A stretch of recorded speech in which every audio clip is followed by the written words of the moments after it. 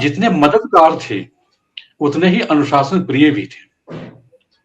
बिल्कुल। उतने ही अनुशासन प्रिय भी थे और कई सारे किस्से उन्होंने मुझे बताए थे। मैं अब ये सब प्रसंग मैं आपके पास चर्चा कर रहा हूँ, चूँकि जी हाँ। बातचीत छिड़ गई है तो। चूँकि शुरुआत जब हुई तो उन्होंने बताया था कि जब मैं टाइम्स में गया, तो मैंने पहली शर्त यही रखी कि हमारे ऊपर प्रबंधन का कोई दबाव नहीं होगा कि मैं कैसी पत्रिका निकाल रहा हूँ। और यहाँ पर चटनी, अचार, मसाला वाली चीज़ें मैं प्रकाशित नहीं करूँगा। विशुद्ध पत्रकारिता जो होगी, वो होगी। फ़िल्म पत्रकारिता भी परिवार के बीच पहुँच सकती है।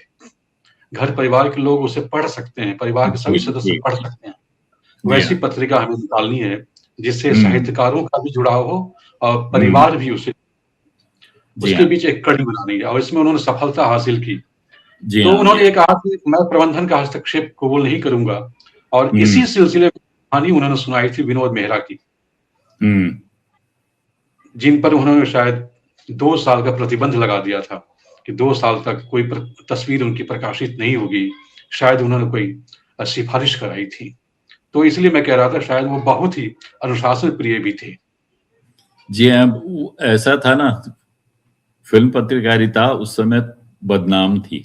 बदनाम इसलिए, जैसा आप कह रहे हैं ना, उसमें ये जो इस तरह की हल्की सामग्री जो प्रकाशित होगी और इस तरह की ज़्यादातर पत्रिकाएँ वैसी थीं, सब दिल्ली से जी, निकलती थीं, बम्बई से तो जी। कोई थी नहीं।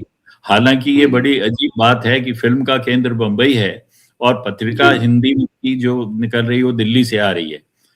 तो वो इसलिए होता था कि वहाँ डिस्ट्रीब्यूटर थे, वो लोग कहानी दे देते थे, फ़ोटो का रंगीन ब्लैक एंड व्हाइट फ़ोटो दे देते थे, कुछ आने वाले फ़िल्मों का कुछ ज़िक्र हो जाता था, बना-बनाया मैटर मिल जाता था, उसको जोड़-जंतर करके एक पत्रिकाएँ निकलती रहती थी।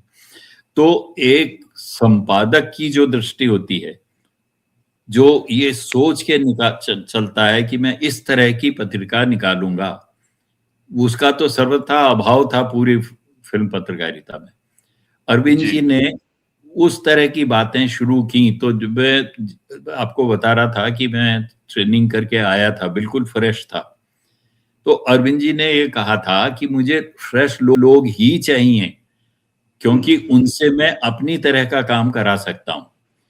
जो लोग फ़िल्म पत्रकारिता में थोड़े से एस्टेब्लिश हैं, काम कर रहे हैं, उनकी अपनी एक दृष्टि बन चुकी है।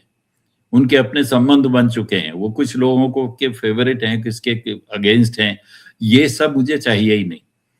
हुँ, तो उन्होंने किसी भी अनुभवी पत्रकार को नहीं लिया उसमें, और नए लोगों को, मेरे साथ एक और थे, रमेश चंद्र जैन थे, वो भी ट्रेनिंग में मेरे साथ ही आए थे, उनको भी लिया था। वो बाद में खैर फिर चले गए, छोड़ कर के दूसरी जगह ट्रांसफ़र करा लिया, वो अलग बात है।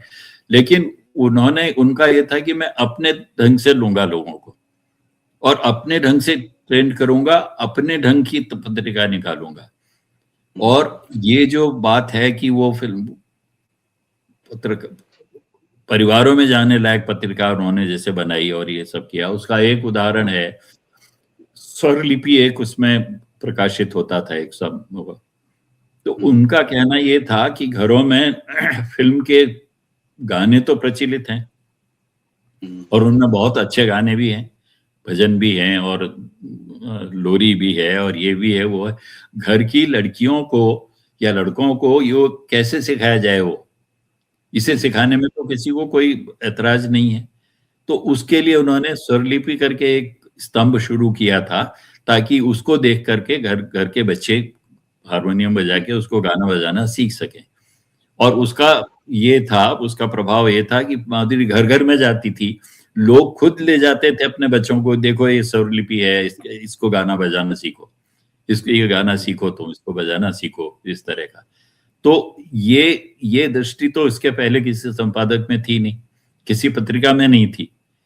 तो जी, जी, ऐसे ही उनके जो नए-नए प्रयोग थे ना, जो नई चीज़ें उन्होंने जो दी थी, उनकी वजह से पत्रिका परिवारों तक पहुँची और इसीलिए उसका द पारिवारिक फ़िल्म पत्रिका नाम पड़ गया था माधुरी का।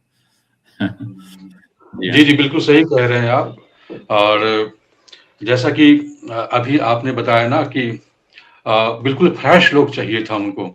उन्होंने जी। ये सोचा था बिल्कुल फ्रेश हो और यही सवाल मैंने उनसे पूछा था। कुछ हम्म, ऐसा ही मिलता-जुलता सवाल मैंने उनसे पूछा था कि आप फ़िल्म पत्रिका के संपादक बने, तो आप दिल्ली प्रेस में काम करते थे और वह एक पारिवारिक और सांस्कृतिक मिजाज की पत्रकारिता वहाँ पर ज़्यादा होती है और विशुद्ध फ़िल्म पत्रकारिता यहाँ करनी है, फ़िल्म पत्रिका निकालनी है। प्रबंधन ने आपको किस लिए चुना होगा संपादक के तौर पर, अगर आप पूरी तरह से फ़िल्म पत्रकार नहीं थे तो? तो उनका सीधा जवाब था। उन्होंने ये जवाब दिया था मुझे कि प्रबंधन ने ये सोचा था मेरे बारे में कि अगर हम फ़िल्म पत्रकार को संपादक बनाएँगे, तो उसके अपने राग-द्वेष हो सकते हैं।